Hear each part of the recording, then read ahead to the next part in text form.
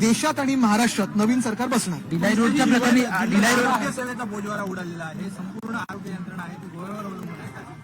नुसतं ह्या जिल्ह्यात नाही, आपल्याला आठवत असेल मागच्या महिन्यातच, मला वाटतं मागच्या 1-2 महिन्यात अनेक वेगळ्या वेगळ्या मेडिकल कॉलेजमधून आणि हॉस्पिटलमधून आपण आपल्याद्वारे बातम्या महाराष्ट्रात दिसल्या.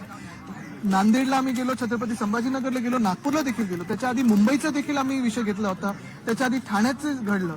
आता ह्या सगळ्या गोष्टी सरकारने हात वरती केले.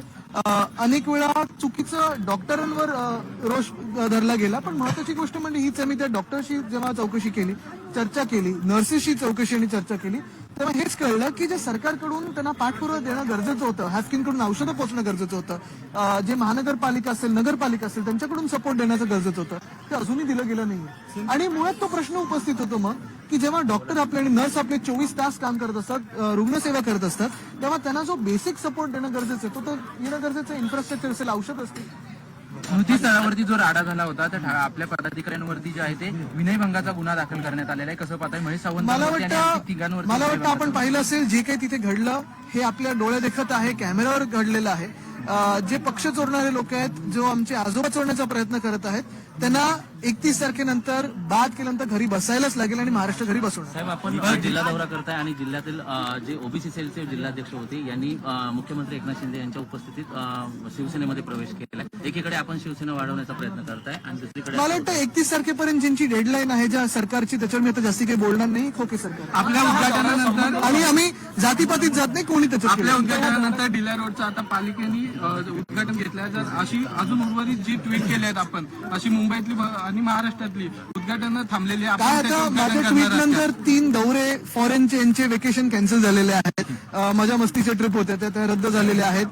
ट्विट नंतर नवी मुंबई मेट्रो 5 महिन्यानंतर उद्घाटन झालं. ट्विट नंतर बोनस दिलं गेलं बीएमसी आणि बीएसटीच्या कामगारांना. ट्विट नंतर भिलाई रोडचं होत आहे. आता मी पुन्हा एकदा सांगेन की एमटीएचएलचं आहे, अनेक वेगळे, मला वाटतं दिघा स्टेशन आहे, उरणची रेल्वे आहे, या सगळ्या गोष्टीचं उद्घाटन झालं पाहिजे. कशासाठी थांबलात?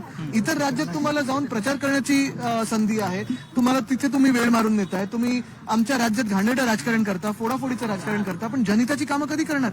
आणि म्हणूनच मी मध्यंतरीच्या काळात राज्यपाल महोदयांना पत्र लिहिलं होतं की मुख्यमंत्र्यांना बोलून थोडी समज द्यावी की जेवढे दिवस सरकार आहे तुमचं घटनाबाह्य मुख्यमंत्र्यांचं, जनतेच्या कामावर थोडं लक्ष द्यावं. आपल्या दौऱ्यावरून विरोधकांनी टीका केली आहे की गोव्याला मौज मजेसाठी येत आहेत आणि तुम्हाला माहितीये काही काही लोकांना जास्ती भाव द्यायचा नसतो. आपण आपल्या कामावर फोकस करू. मी कधीच कोणावर टीका करत नाही. आपल्याला माहितीये की आम्ही इथे कामासाठी आलेलो, तेवढं आम्ही करत. एक शेवटचा प्रश्न, आपण पर्यटन मंत्र्यांचा दौरा जो आहे तो आगामी निवडणुकांच्या दृष्टीने महत्वाचा म्हणतात. ती पेरणी एक होते का आणि काही संपर्कात लोक आहेत का कोकणात? आगामी म्हणजे कुठचा दौरा, कुठची निवडणूक? विधानसभा जाहीर तर उद्या. आम्ही पण तेच बोलतो की आता घ्या, कारण 40 सीटवर यांची हिंमत नाहीच. मुख्यमंत्र्यांना स्वतःच्या सीटवर परत उभं राहण्याची हिंमत नाहीये, नाही तर राजीनाम्यातून उभे राहिले असते. मला वाटतं एकच आहे, आपण पाहताय की जे काही या महाराष्ट्रात घडत आहे, मग सगळे उद्योग गुजरातला पळवले जात आहेत. आमची वर्ल्ड कपची फायनल पण गुजरातला पळवली गेली. नंतर कृषी क्षेत्र आपण बघताय कोलमडलेलं आहे. इथे देखील जे नुकसान झालं, अजून नुकसान भरपाई मिळाली की नाही मला माहित नाही.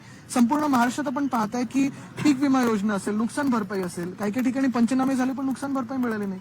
तर कृषी क्षेत्र कोलमडलेलं आहे, उद्योग क्षेत्र कोलमडलं आहे. एमपीएससीच्या परीक्षा होऊन आंदोलनं करायला लागतात. आमच्याकडे मुंबईत वॉर्ड ऑफिसर अजून 11 नेमले नाहीत. अनेक नगरपालिका असतील, महानगरपालिका असतील, तिथे अजून प्रशासकीय अधिकारी नेमले नाहीत.